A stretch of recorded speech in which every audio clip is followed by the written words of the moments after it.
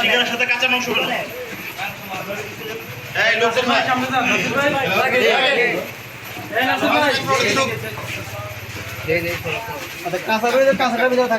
এই দেখে সিঙ্গারার সাথে কাঁচা মাংস কেন? প্রসেস ফুডের সাথে আনপ্রসেস ফুড কেন রাখছেন? আলাদা রাখছি স্যার। এটা কি এটা একসাথে রাখছো কেন?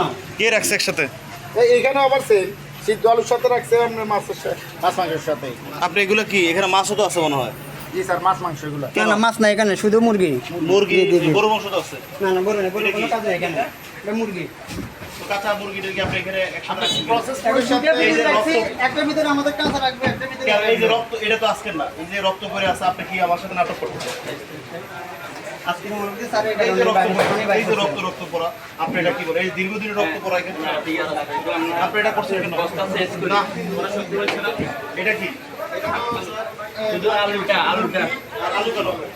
সিদ্ধ আলুটার মধ্যে কেন? একটু কেন রাখছে? একটু আগে কেন রাখছে? ওই যে কারিগর বললো প্রসেস ফুড।